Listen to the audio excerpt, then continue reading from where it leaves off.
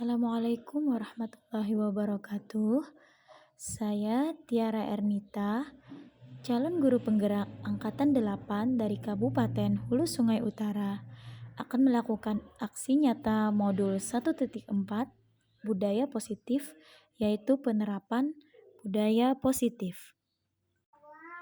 Latar belakang aksi nyata saya adalah guru berpijak pada nilai dan peran guru sebagai pemimpin pembelajaran di kelas, menghantarkan peserta didik pada nilai-nilai profil pelajar Pancasila melalui pembiasaan.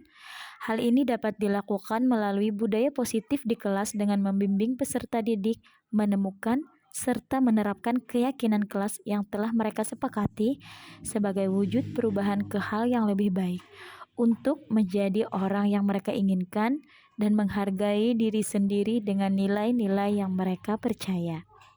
Ketika murid-murid kita memiliki motivasi tersebut, mereka telah memiliki motivasi intrinsik yang berdampak jangka panjang. Mereka akan tetap berperilaku baik dan berlandaskan nilai-nilai kebajikan, karena mereka ingin menjadi orang yang menjunjung tinggi nilai-nilai yang mereka hargai atau mencapai suatu tujuan mulia. Tujuan aksi nyata saya adalah pertama, mewujudkan merdeka belajar pada peserta didik dengan memberikan kebebasan untuk mengemukakan pendapat mengenai keyakinan-keyakinan kelas apa saja yang mereka inginkan dan menuangkan ide, pendapat, dan gagasan mereka secara terbuka dan demokratis. Kedua, mewujudkan disiplin positif peserta didik yang kemudian menjadi budaya positif, di mana peserta didik menjalankan keyakinan kelas yang disepakati bersama dengan kesadaran diri dan tanpa tekanan. Ketiga, membentuk karakter positif pada peserta didik melalui kebiasaan positif, perilaku positif, dan keteladanan dari semua warga sekolah, guru, dan murid. Dan yang keempat, menumbuhkan motivasi intrinsik peserta didik terhadap penanaman nilai-nilai kebajikan. Tolak ukur.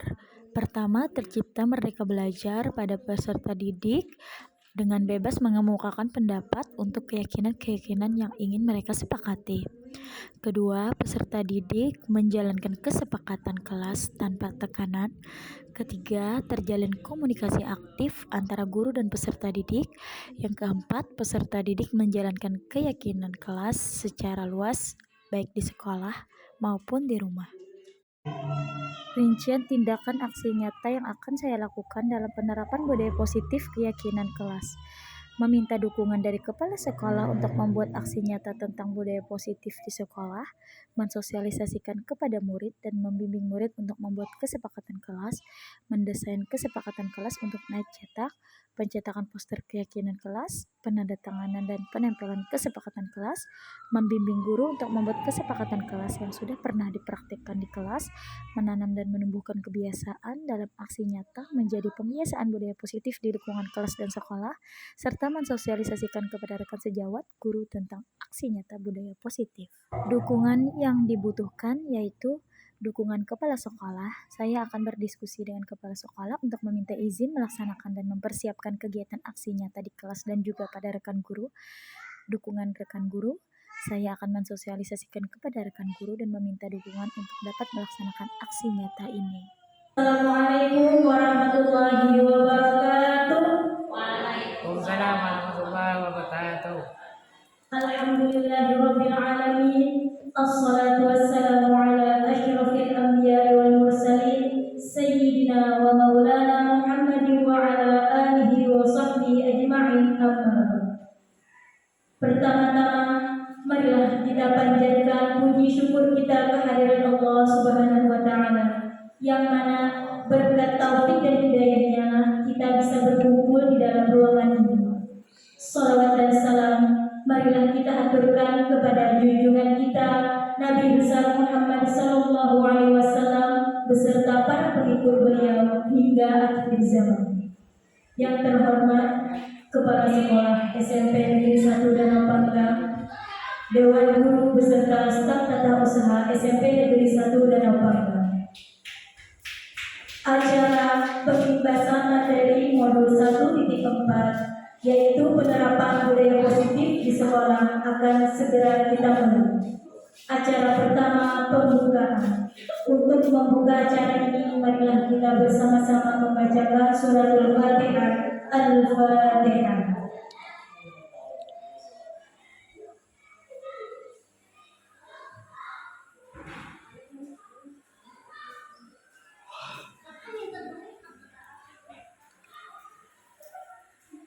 Acara kedua, sambutan dari Kepala Sekolah SMP Negeri 1 Danau Panggang. Kami persilakan kepada Bapak Baratullah SPD. Kepada Bapak dipersilakan.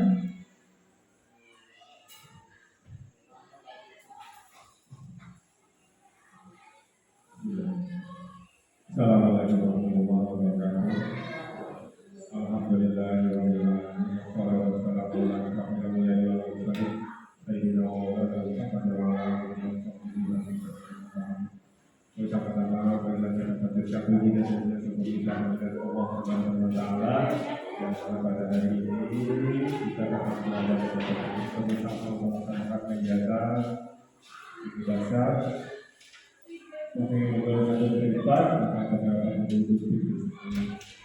ada salam yang akan terjadi di kalangan Sallallahu Alaihi Wasallam serta keluarga beliau, sahabat kami yang saya hormati, semoga Bapak Ibu betul-betul juga bersama lembaga dan untuk kegiatan pada hari ini, kemudian kita masih pada bicara, jadi yang telah melaksanakan kegiatan acara pembebasan yang dilaksanakan di tempat ini.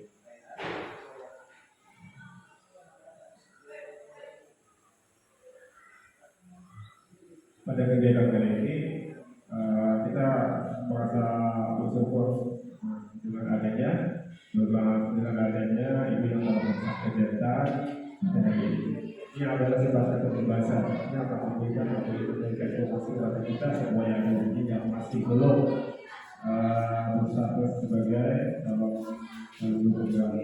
Jadi bahasa artinya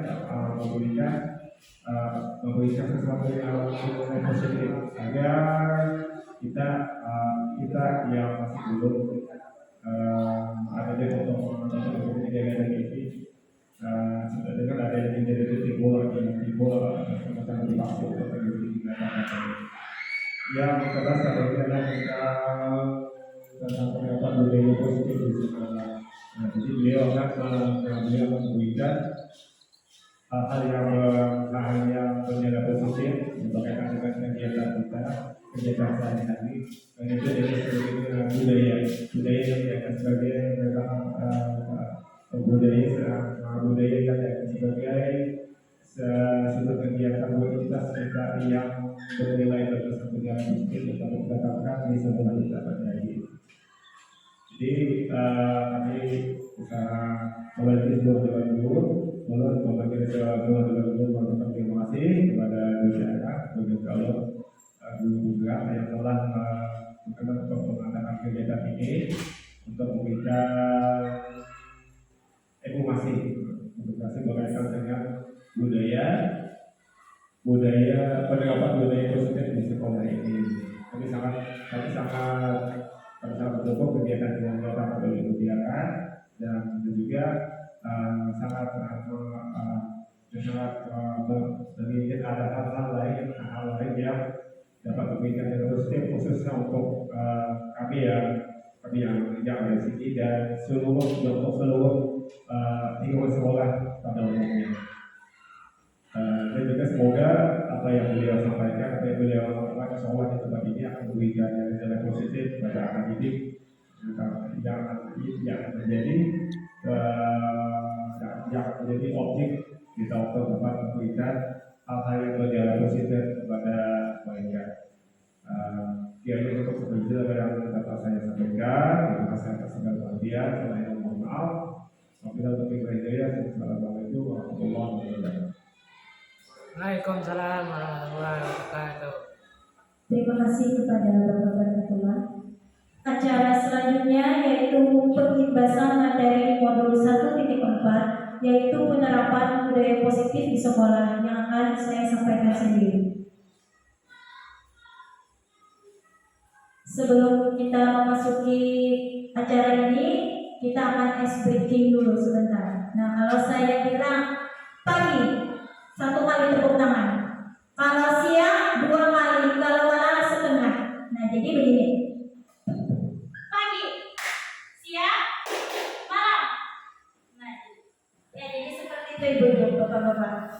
Jadi, kalau saya bilang pagi, ya, siang, malam. Iya, jangan berbunyi lagi karena orang pada tidur. Ya, itu. Siang.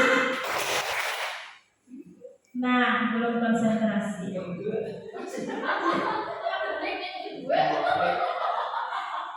Pagi, siang, malam. Siang,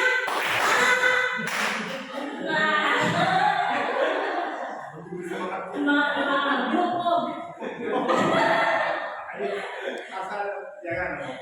Harus fokus tak pikiran yang kemana-mana. Satu kali lagi. Siang, malam, pagi. Iya, terima kasih. Tepuk tangan untuk kita semua.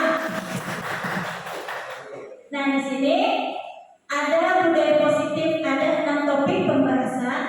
Pertama, ada disiplin positif dan nilai-nilai kebajikan universal. Nah, di sini ada 1 buah kejadian begitu. Coba semisalkan Anda, A adalah Anda dan B adalah teman Anda. Di dalam tangan Anda ada sesuatu yang sangat berharga. Anda mempertahankannya dengan segenap jiwa dan raga, bagaimanapun caranya. Tapi teman Anda juga akan ibaratnya membujuk Anda, mengancam, menghardik, merayu, menyuap dan apa saja agar Anda ingin membuka tangan Anda. Nah, coba praktekkan dengan teman Anda. Lalu apa yang terjadi? Saya ingin bertanya kepada salah satu guru, apakah Anda ingin membuka tangan Anda atau tetap mempertahankan tangan Anda? Gitu. Kepada Pak Upin, coba bagaimana pendapat Anda?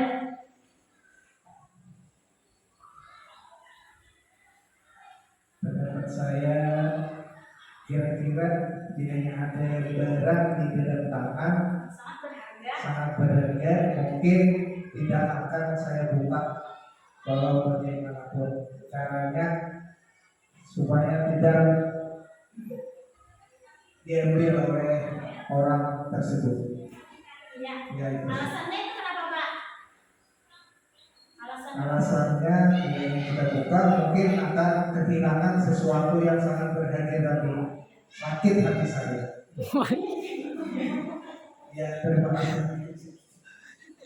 Iya, bagus sekali Pak Upik, bahwa kata Pak Upik, beliau tidak akan membuka tangannya bagaimanapun alasannya. Nah, berarti di sini apa yang ada di diri kita itu siapa yang mengendalikan? Siapa yang mengendalikan? Iya, betul sekali Bapak Ibu. Yang mengendalikan diri kita itu adalah memang diri kita sendiri. Yang mengontrolnya adalah diri kita sendiri. Kemudian di sini ketika mendengar kata disiplin, apa yang ada dalam benak Bapak Ibu? Coba, boleh? Ketika mendengar disiplin, apa yang ada di benak Bapak dan Ibu? Disiplin itu apa? Iya, boleh Pak. Tepat waktu, apa lagi? Konsisten, betul. Apa lagi? Apa lagi Bapak Ibu? Komitmen, ya bisa jadi.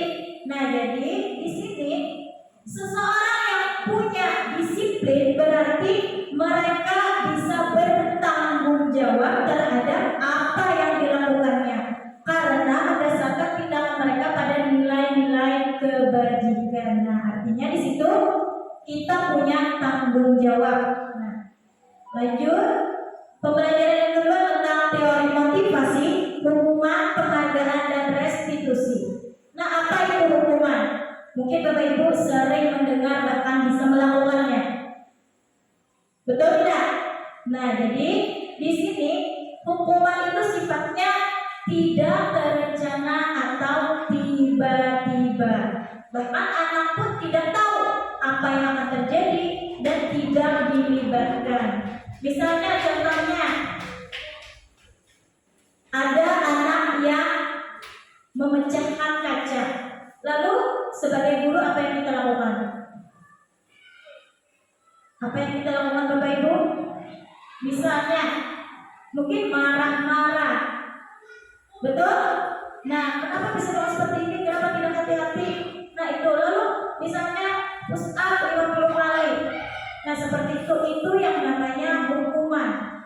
Kalau konsekuensi adalah suatu yang terencana atau sudah disepakati, artinya di sini ada kesepakatan yang sudah dibicarakan. Oh, jika kamu terlambat, kamu harus begini. Nah, itu namanya konsekuensi, artinya murid itu sudah tahu apa yang akan dilakukannya ketika dia melanggar suatu aturan. Tuh. Nah, di sini coba Bapak Ibu mencatat 100 kali di dalam buku kalimat, saya tidak akan terlambat lagi karena terlambat ke sekolah. Itu termasuk hukuman atau konsekuensi?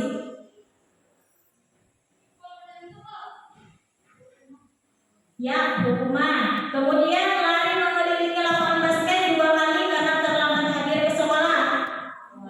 Hukuman juga. Murid diminta push up 15 kali karena tidak menggunakan masker ke sekolah. Hukuman juga. Menggantikan kertas tugas teman yang telah dicoret-coret. Konsekuensi. Membersihkan tumpahan air di meja tulis karena tersenggol pada saat belajar. Konsekuensi. Murid disuruh untuk tidak mengenakan sepatu seharian di sekolah karena tidak mengenakan sepatu hitam. Hukuman. Lari mengelilingi lapangan basket 2 kali karena terlambat 10 menit untuk pelajaran PJOK. Benar. Coba kita buka. Nah, jadi hampir 99% benar. Tapi kalau lari mengelilingi lapangan basket 2 kali karena terlambat 10 menit untuk pelajaran PJOK adalah konsekuensi, karena itu adalah memang pelajaran olahraga. Kalau matematika mungkin itu adalah hukuman. Nah, itu. Jadi sudah tahu perbedaan antara hukuman dan konsekuensi. Kemudian apa yang pernah mendengar restitusi? Nah, belum pernah. Jadi restitusi di sini merupakan proses kolaboratif yang mengajarkan murid untuk mencari solusi untuk masalah mereka dan membantu murid berpikir tentang orang seperti apa yang mereka inginkan dan bagaimana mereka harus memperlakukan orang lain. Nah, jadi ketika ada seorang murid yang berbuat kesalahan, nah intinya di situ setiap guru sebenarnya harus melaksanakan tadi ini restitusi, karena di sini kita mencari solusi atas masalah agar si murid tadi tidak mengulanginya lagi. Pembelajaran yang ketiga yaitu keyakinan kelas. Nah, apa itu keyakinan? Apa perbedaannya dengan peraturan? Coba di sini, mengapa kita memiliki peraturan harus menggunakan helm bila mengendarai kendaraan roda 2? Untuk ya, menghindari benturan untuk keselamatan. Nah, itu mungkin awalnya adalah sebuah paksaan, tapi ketika lama-lama itu adalah sebuah ya solusi dari masalah, bahwa ketika kita tidak menggunakan helm ketika kecelakaan maka itu akan berakibat fatal. Nah, itu. Jadi di sini kita membangun keyakinan dari dalam hati murid kita agar tidak mengulangi suatu kesalahan. Nah, jadi keyakinan kelas di sini lebih memotivasi seseorang dan intrinsik, seseorang akan lebih tergerak dan bersemangat untuk menjalani keyakinannya daripada hanya sekedar mengikuti serangkaian peraturan tertulis tanpa makna. Jadi ini momen yang sangat penting karena di awal pembelajaran, awal tahun baru ini, tahun ajaran baru ini, kita bisa membuat keyakinan kelas tersebut. Nah, jika mereka melanggar, lalu kembalikan lagi kepada mereka apa keyakinan kelas yang telah kita sepakati. Nah, itu.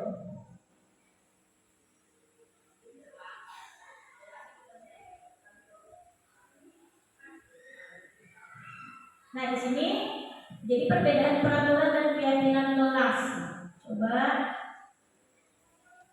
Nah, kalau peraturan di sini selalu kembalikan buku ke tempatnya, tetapi ketika keyakinan kelas berubah menjadi tanggung jawab.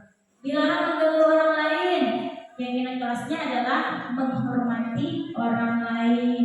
Hadir di sekolah 15 menit sebelum pembelajaran dimulai, menghormati orang lain dan berkomitmen. Dilarang melakukan kekerasan, artinya di sini harus menjaga keselamatan dan menghormati orang lain. Dilarang menggunakan narkoba, kesehatan, bergantian atau menunggu giliran, menghormati orang lain dan bersabar, gunakan masker, kesehatan dan keselamatan, jangan berlari di kelas atau koridor untuk keselamatan dan keamanan. Pembelajaran yang keempat yaitu kebutuhan dasar manusia dan dunia berkualitas. Nah, apa itu kebutuhan dasar manusia? Ada 5. Yang pertama yaitu bertahan hidup, yaitu contohnya seperti makan, minum, itu pasti harus dipenuhi. Yang kedua ada kasih sayang dan rasa diterima. Boleh itu mungkin ada salah seorang misalnya yang berbeda dari yang lain, tapi mereka ingin diberi kasih sayang, mungkin itu seharusnya. Kemudian penguasaan, kebebasan dan kesenangan itu adalah kebutuhan dasar manusia. Yang kelima adalah 5 posisi kontrol. Nah, ada 5. Kita sebagai guru punya 5 posisi kontrol terhadap murid. Pertama, penghukum. Nah, penghukum itu adalah menggunakan hukuman fisik maupun verbal. Contohnya seperti patuhi aturan saya atau awas. Nah, seperti itu.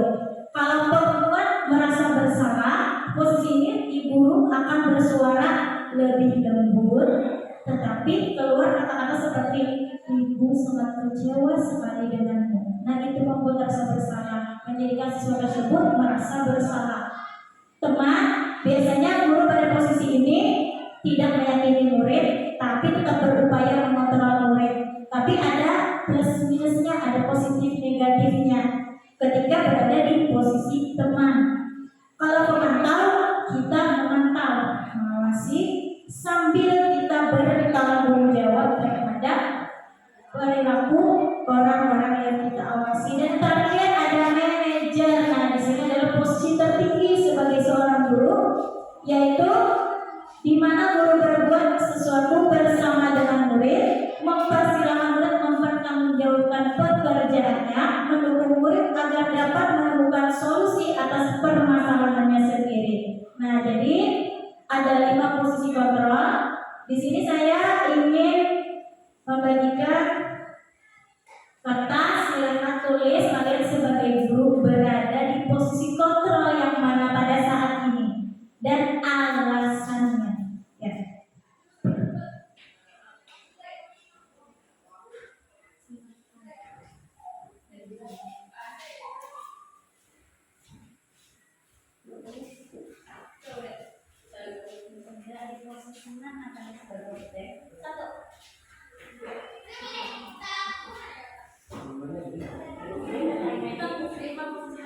Pilih salah satu posisi yang berada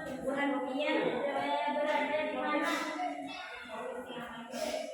Ada posisi yang tiap saat dijalani sebagai apa? Nah,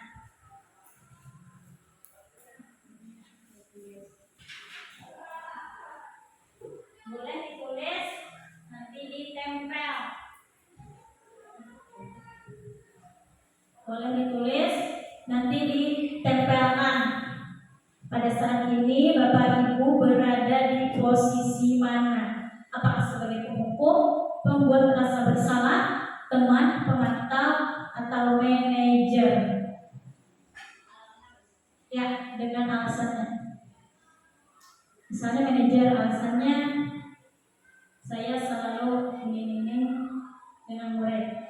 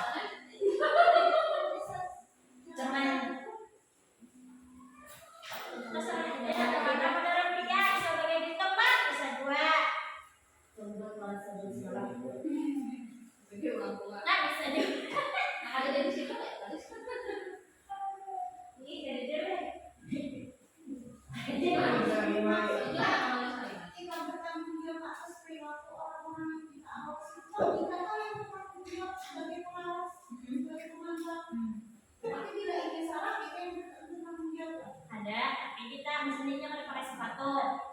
Lalu kita menyuruhnya harus pakai sepatu. Tanggung jawabnya disuruh dia beli dahulu. Kalau yang ada kalau memenuhi itu berarti ada hukuman. Cari solusinya dulu. Yang terbagus manajer paling bagus. Paling bagus Pak. Hati malaikat.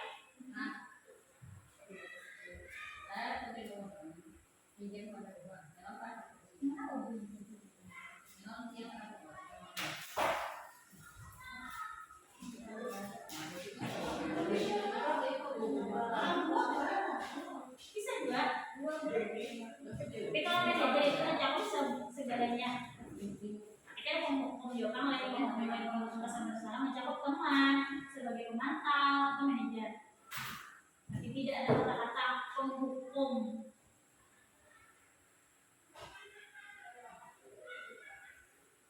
Ya kalau sudah boleh dikumpul. Tempel.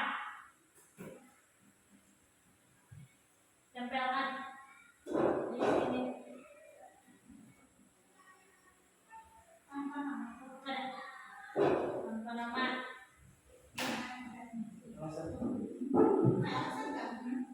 Alasan. Misalnya teman, alasannya apa? Ada alasannya. Kita tahu orangnya. Ada pakai nama, ya. Silakan ditempel masing-masing di depan, boleh. Banyak ya.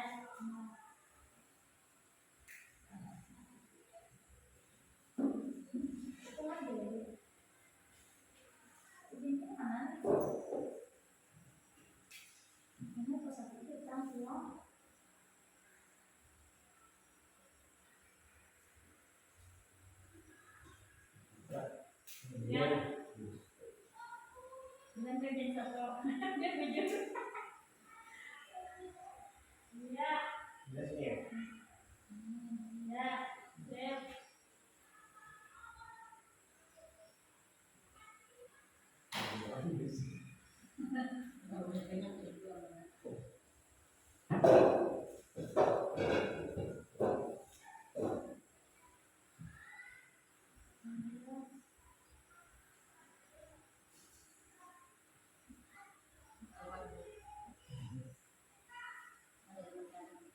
Bila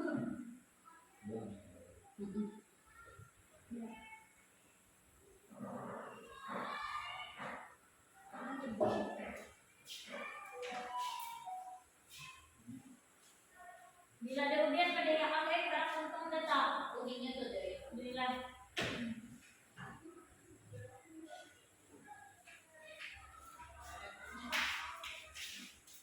Mana ada di sana pakai?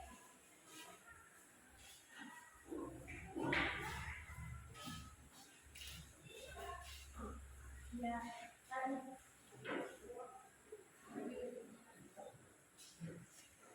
Saya masih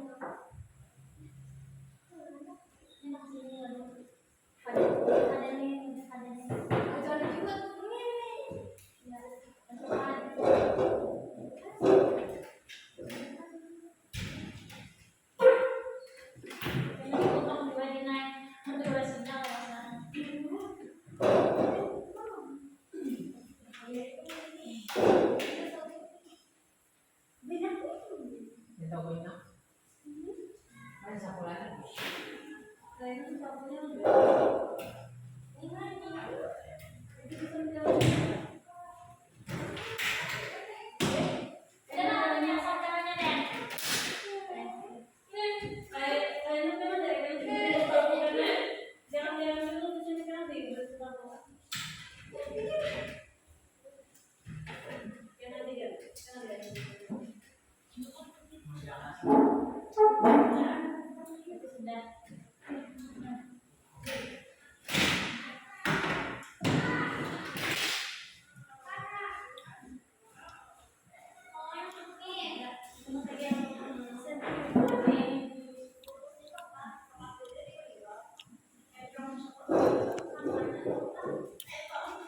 Nah, jadi di sini sudah ada posisi kontrol yang telah dijalankan Bapak dan Ibu. Pertama ada manajer. Karena kita berusaha mengontrol siswa dengan membersamai dan mendampingi, tapi tetap dalam pengawasan. Ya, betul sekali.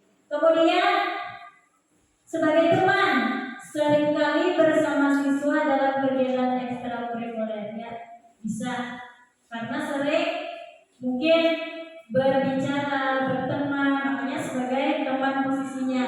Memantau, nah di sini memantau artinya mengawasi kalau ada sesuatu hal yang tidak diinginkan, maka kita sebagai guru memantaunya.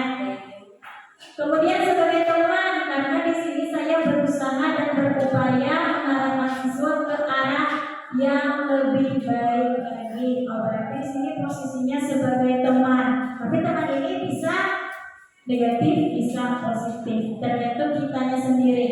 Ya, di sini juga sebagai teman. Biasanya saya kalau ada sesuatu yang kesalahan, saya akan mengajak siswa berbicara dari hati ke hati, menegurnya dengan menasihatinya sebagai teman. Ya, kebanyakan guru sebagai teman seperti ini, karena kalau kita sebagai teman mungkin dia akan merasa ibaratnya trauma dengan guru tersebut. Di sini juga sebagai teman karena selalu memberikan kesempatan kepada siswa untuk mendiskusikan hal yang perlu dicarikan sebuah solusi. Ya, betul sekali. Kemudian memantau berarti mengawasi. Ya, berarti pada saat kita mengawasi kita bertanggung jawab atas perilaku yang kita awasi. Ya, betul sekali. Contohnya si anak berkelahi di dalam kelas. Oleh karena itu kita ibaratnya posisinya sebagai penengahnya tuh. Dan membuat rasa bersalah. Jika siswa sudah ditegur berkali-kali tetap tidak menurut, maka saya akan mengungkapkan kekecewaan saya atas ketidakpatuhan. Nah, di sini semuanya rata-rata sebagai teman. Nah, kebanyakan teman, juga ada pemantau, juga ada perasa bersalah dan manajer. Ya, terima kasih Bapak Ibu. Kemudian lanjut. Nah, segitiga restitusi. Nah, mungkin di sini Bapak Ibu pertama kali melihat dan mendengar apa itu segitiga restitusi. Nah, ada 3 sisi segitiga. Bagian dasarnya yaitu menstabilkan identitas. Artinya di sini setiap orang pasti pernah melakukan kesalahan, kalau bukan satu-satunya berbuat kesalahan, mungkin hal itu yang akan kita ucapkan. Nah, berbuat salah itu adalah hal yang manusiawi. Ibu juga akan berbuat seperti itu jika diperlakukan seperti kamu. Nah, itu artinya menstabilkan identitas. Tuh. Lanjut, yang sisi kiri, validasi tindakan yang salah. Nah, kita bertanya, kamu pasti punya alasan melakukan hal seperti itu. Apa alasan kamu, nak? Nah, begitu maksud dari validasi tindakan yang salah. Kemudian setelah tindakan menstabilkan identitas dan validasi tindakan yang salah dilakukan, maka di situ kita menanyakan keyakinan. Karena keyakinan telah sudah kita buat, maka keyakinan kelas apa yang telah kita sepakati. Misalnya ada teman yang berkelahi, ada anak yang berkelahi. Oh, artinya di sini tidak menghargai dan menghormati teman. Apa yang kamu langgar? Kemudian, ya Bu, saya melanggar keyakinan kelas kita. Kemudian, kamu ingin menjadi orang yang seperti apa? Misalnya saya berjanji tidak akan mengulanginya lagi. Nah, itu tadi di sini segitiga restitusi. Nah, demikianlah apa yang dapat saya sampaikan. Semoga bermanfaat buat kita semua. Assalamualaikum warahmatullahi wabarakatuh. Assalamualaikum warahmatullahi wabarakatuh.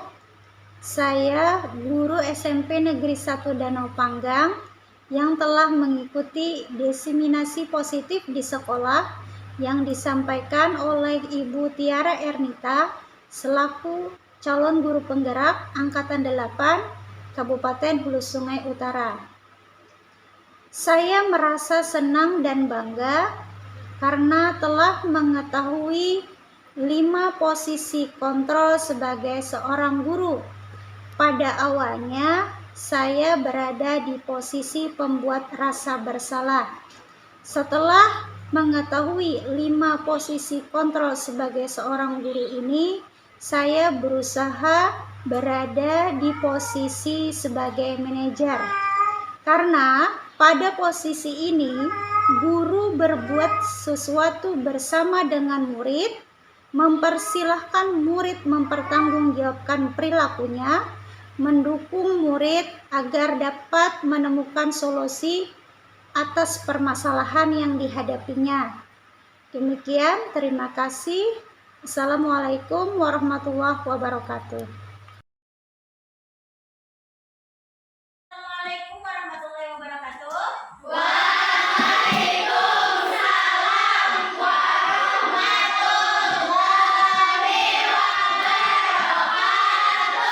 Selamat pagi anak-anak. Bagaimana kabar kalian hari ini? Baik. Alhamdulillah. Hari ini kita akan membuat kesepakatan kelas. Nah, siapa yang tahu kesepakatan kelas itu apa? Nah, belum ada yang tahu. Jadi, Ibu jelaskan dulu apa itu kesepakatan kelas. Sebelumnya Ibu ingin bertanya, siapa yang tahu tata tertib sekolah kita? Jangan ngomong sama sembarangan. Apa? Lanjut, yang lain. Berita, jangan merokok. Iya, jangan merokok. Ya, betul. Siapa lagi? Menghormati guru. Iya, menghormati guru. Betul. Jangan bolos. Betul sekali. Nah, itu termasuk dari tata tertib. Tetapi dengan keyakinan kelas di sini, semoga kita bisa ibaratnya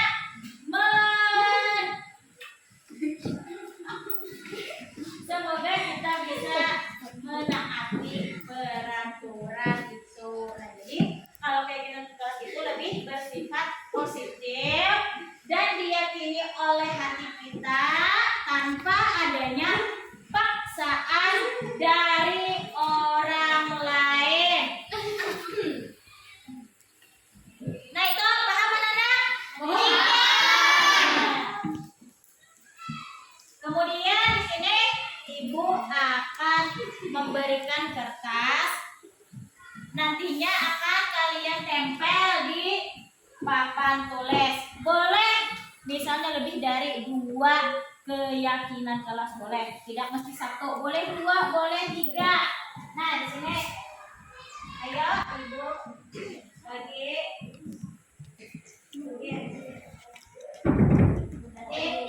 Nanti tempel di depan.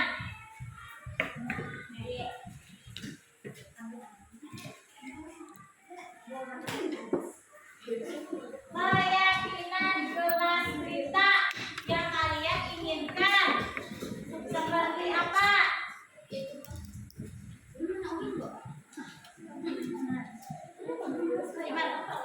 Cepat.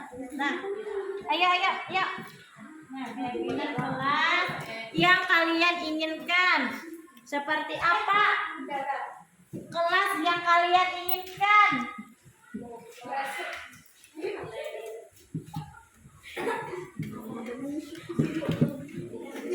Silakan ditulis, bisa lebih dari 1 dan tempelkan ke depan.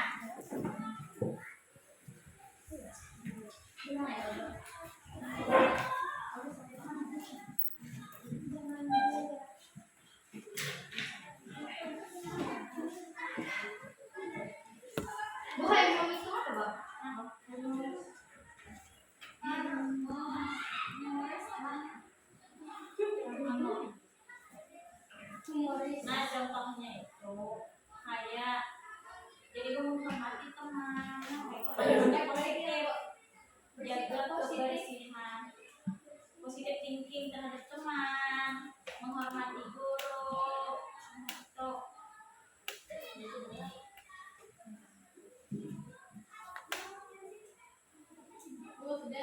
Ya silakan tempel ke depan.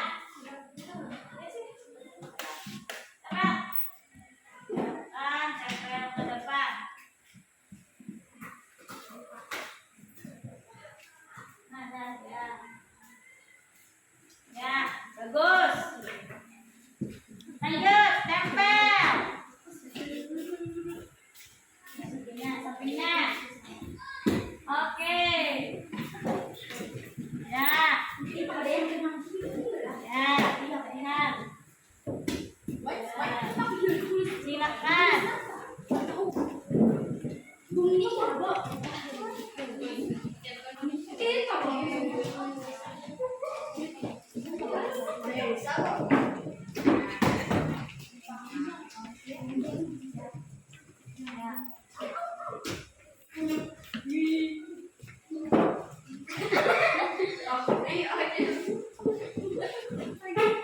Terus siapa lagi? Cepat, sini pergi. Ya. Ya.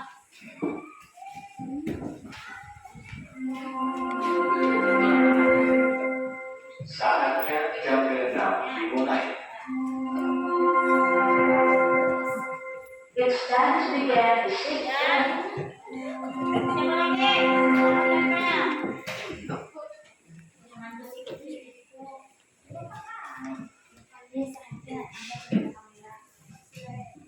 Nah, Pak, biar saja. Kenapa pakai itu pembacakan tawaf?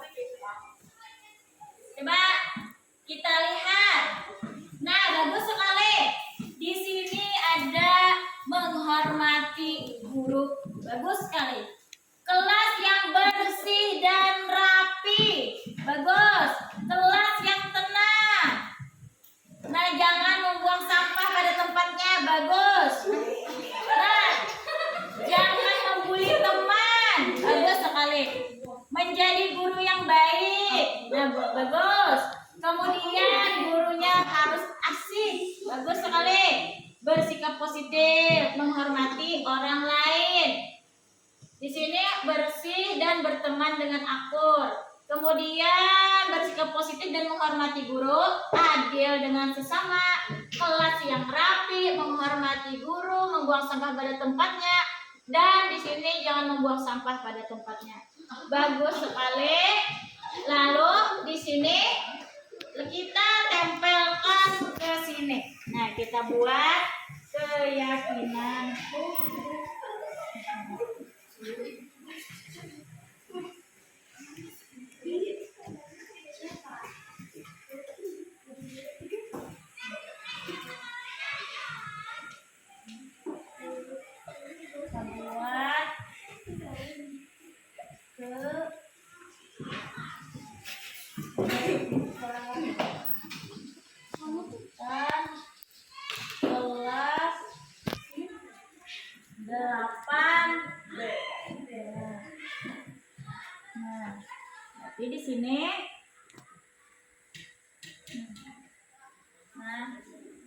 kita tempelkan semuanya ke sini.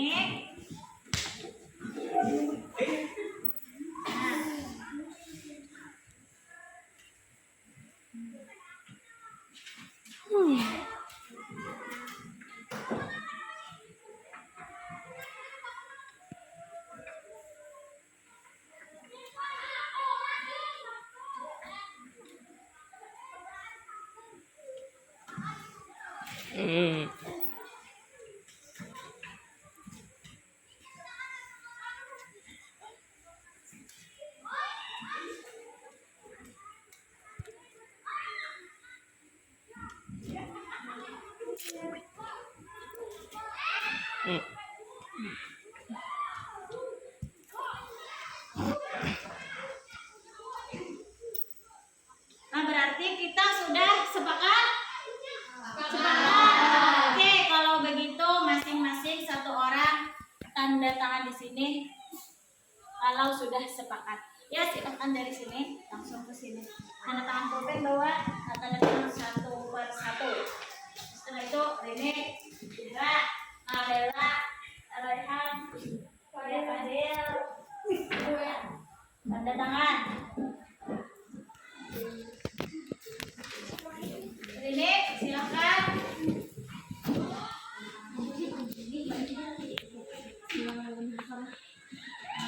Ya, lanjutkan.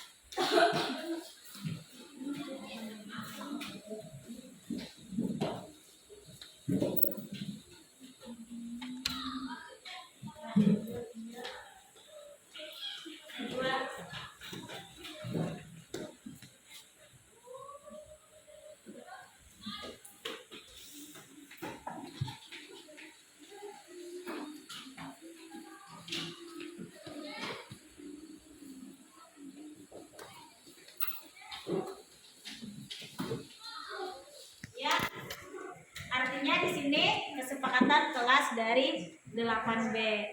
Jadi di sini untuk apa kesepakatan kelas di sini? Untuk apa? Kesepakatan kelas di sini untuk ditaati agar tidak terjadi pelanggaran. Nah, ketika ada terjadi pelanggaran, maka kita kembalikan lagi ke kesepakatan kelas bahwa kalian di sini sudah sepakat bahwa contohnya menjaga kebersihan, menjaga ketenangan, tidak membuli teman. Nah, seperti itu. Oke, paham? Dari sini kalian sendiri yang membuatnya. Paham? Paham. Kita selalu mentaatinya. Demikianlah kesepakatan kelas kita pada hari ini. Assalamualaikum warahmatullahi wabarakatuh. Waalaikumsalam warahmatullahi wabarakatuh. Assalamualaikum warahmatullahi wabarakatuh. Perkenalkan, nama saya Maulidia Zahra, saya dari kelas 8B. Saya senang sekali atas kesepakatan kelas ini. Semoga saya dan teman-teman bisa menaatinya dan membuat kelas menjadi aman dan nyaman sesuai dengan kesepakatan kelas.